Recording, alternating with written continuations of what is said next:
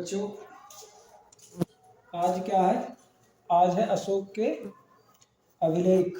अशोक के 14 अभिलेखों की ट्रिक कि अभी अशोक के 14 अभिलेखों में क्या लिखा है, मतलब प्रत्येक अभिलेख में क्या क्या बात की गई है। आज इसकी ट्रिक है। इसके माध्यम से बहुत आसानी से तुम लोग 14 के 14 अभिलेखों के बारे में याद कर सकते हो कि भाई 14 अभिलेखों में क्या क्या लिखा गया है। बहुत ही जल्दी याद कर लोगे और भूलोगे भी नहीं कभी। तो इसलिए आज ये ट्रिक बनाइए, तुम देख लो इसे। सबसे पहले ये इसकी ट्रिक अगर हम पढ़ना चाहें तो पचीदा धनी आती है, मतलब ये नाम है किसी का, तो ऐसा बोल सकते हैं कि पचीदा धनी आती है, सिपरा धनी कली बनाती है। वो तो धनी आती है लेकिन सिपरा धनी कली बनाती है। तो ये इसकी शॉर्ट ट्रिक है। 14 अभिलेख इसी में कवर हो जाएंगे। अब देखो, पचीदा में पा पहले आया, इसका मतलब पा का मतलब पशु बलि निषेध। इतना ही समझ लो, पशु बलि से संबंधित है। तो ऑप्शन में पशु बलि आएगा।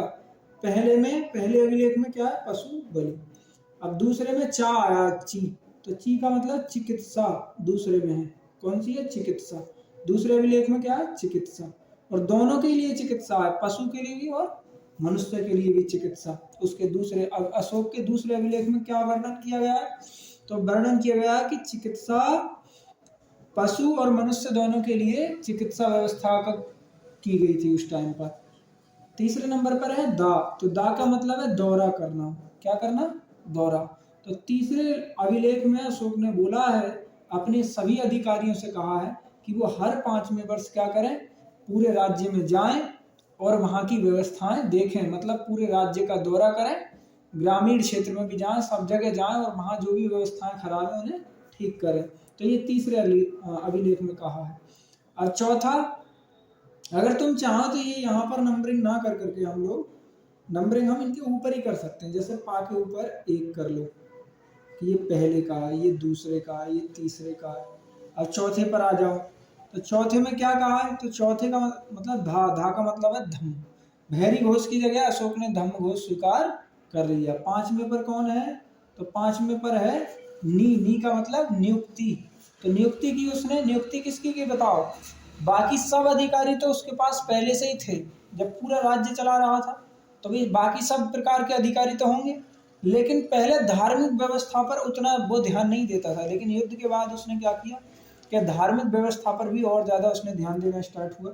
इसलिए उसने धर्म किनकी नियुक्ति करी बताओ? धर्म महामात्रों की। महामात्रों की उसने नियुक्ति की, धर्म महामात्रों की। फिर 6 नंबर पे आता है, तो 6 नंबर पर कौन है? 6 नंबर पे आ रहा है अपना आ। क्या आ रहा है? आ। तो आ का मतलब आत्मनियंत्रण। आत्मनियंत्रण मतलब छठे वाले में क्या है? आत्मनियंत्रण की शिक्षा। फिर ती आ गया, तो ती का मतलब है तीर्थ यात्रा। 7वें में और 8वें में क्या है?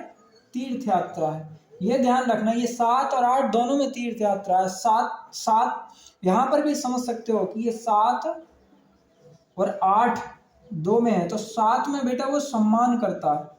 क्या करता है? सम्मान। सभी धर्मों का सम्मान करता है। सभी धर्मों का सम्मान करता है। सभी धर्मों का सम्मान। 8 में तीर्थ यात्रा है। अब उसके बाद आ गए 9 में। तो 9 का मतलब है क्या? शिष्टाचार। 9 में क्या है? शिष्टाचार। 10 में प्रा का 10 नंबर है प्रा। तो प्रा का मतलब क्या है? प्रजा हित, मतलब प्रजा हित के बारे में विचार करें। उसने सभी अधिकारियों से कहा कि केवल प्रजा हित के बारे में ही सोचें। फिर 11 नंबर में कौन आ गया? फिर धा आ गया। तो ये अच्छी बात है। यहाँ भी धा का अर्थ क्या था? धम्मी था, और वहां भी धा का अर्थ क्या है? धम्मी है, धम्म। लेकिन वहां पे धम्म की व्याख्या की गई है। अब आ गए नी। तो ऐसे ही जहाँ यहाँ पिछले वाले में 5 नंबर में भी ना का अर्थ नियुक्ति था, वहां भी नियुक्ति ही है इसका। बस अंतर इतना है कि यहाँ पुरुषों की नियुक्ति हो रही थी। यहाँ पुरुष धर्म महामात्र थे और यहाँ पर स्त्रियां हैं। कौन? स्त्री धर्म महामात्रों की नियुक्ति है। तुम जानते हो पहले पुरुष की नियुक्ति होगी फिर स्त्री की होगी, तो ऐसे ही उसने किया है। तो ये 12 नंबर में क्या है बताओ? स्त्री धर्म महामात्रों की नियुक्ति।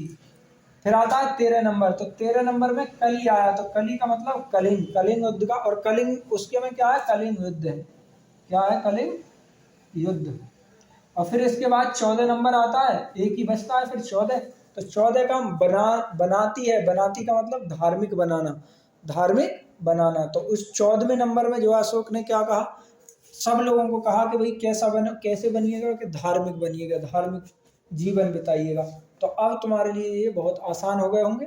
और मैं समझता हूँ अगर तुम्हें बहुत ज़्यादा ध्यान देना चाहिए तो बस इस वाले पे देखना चाहिए कि 7 और 8, इस ट्रिक में 7 और 8 दोनों एक शब्द से दर्शाए गए हैं, 7 और 8 उन्हें एक ही साथ, ती मतलब तीर्थ यात्रा, 7 और 8 में तीर्थ यात्रा है, जिसमें से 7वें नंबर में सभी धर्मों का सम्मान की बात कही है, और 8वें नंबर में तीर्थ यात्रा का वर्णन किया गया है, 8 नंबर में।